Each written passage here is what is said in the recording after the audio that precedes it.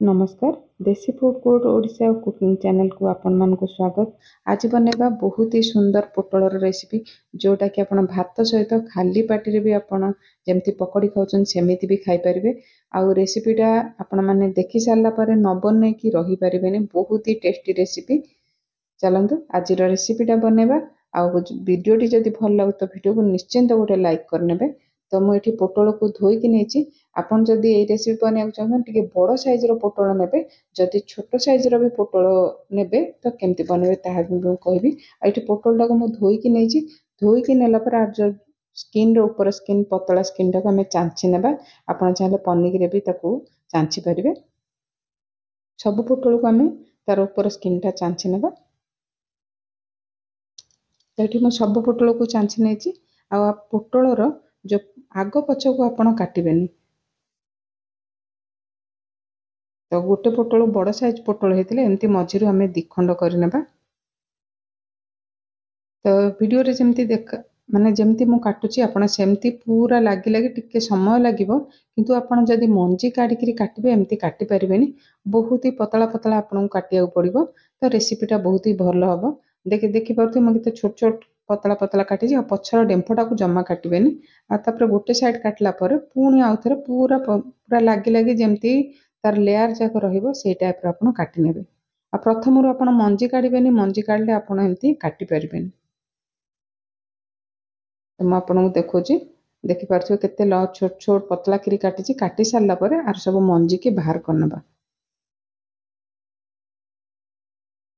तो देखो केते माने पूरा पतला पतला तार लेयर बाहर। आ प्रथम डेम्फ जमा बाहर काटबेनी। तो मुझे आउ गोटे काटिके देखुची।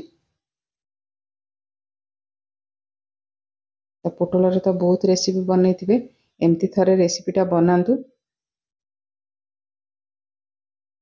तार सब मंजी बाहर करना, सब पोटल को काटी नेबा।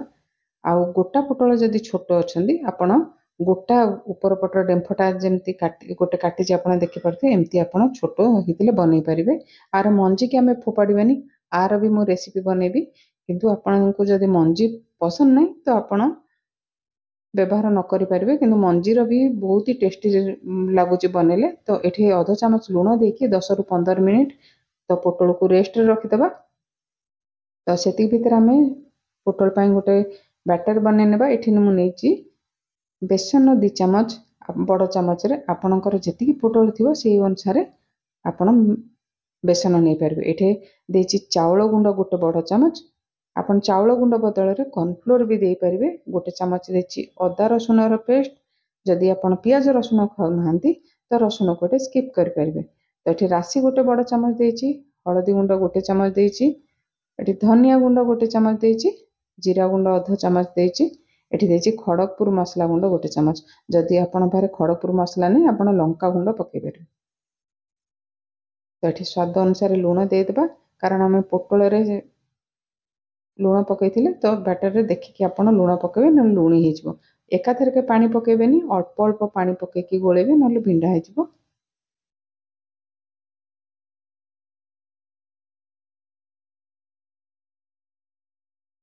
तो आपन एमती केबे पोटल रेसिपी बनई थिले कि निश्चिंत कमेंट करेंगे। आ रेसिपीटा आपण मैंने कौटू कौटू देखुंत सेटा भी जनइले मते खुशी लगे।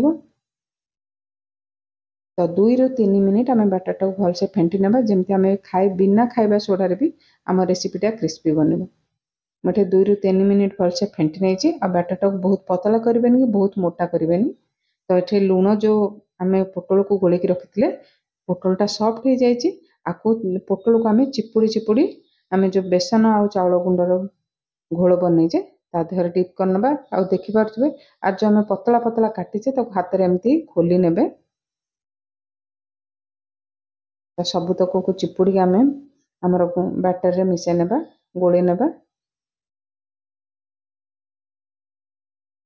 आपण भात खाइबा पूर्व आपण खाली सेमती खाइजे बहुत ही टेस्टी बनुची। तो पोटल ये भाजवाई मुझे सोरिष तेल नहीं। तेल को भलसे गरम होगा मीडियम हिट करके पोटल को आम जो बेसन आउ चाउल गुंडर घोल बनई बुड़े बुड़े ये पोटल को पकईने। किंतु आपन को समय टिके देबाक पड़ो, प्राय 4 रु 5 मिनिट समय लगे आपन पोटल को भाजवाई। तो 1 मिनिट छाड़ला पर एठी उल्टे नेबा। तो रेसिपीटा बनैला पर आपणकर केमिति बनीथिला निश्चिंत कमेंट करी कहबे। आ जदि चैनल रे नुआ आछंती तो चैनल को निश्चिंत सब्सक्राइब करनेबे। जदि फेसबुक पेज रे देखुछंती तो फेसबुक पेज को फॉलो करनेबे। तो जेतेबेले आपण भाजुछंती पोटल को टिके आस्ते आस्ते हल्का हल्का दबे दबे करी प्रेस करके भाजिबे। तो ता लच्छा माने जो आमे काटी जे पतला पतला सेउडा को खोली दिबो। तो एपट सेपट उल्टे करी प्राय 3 रु 4 मिनिट समय लागबो।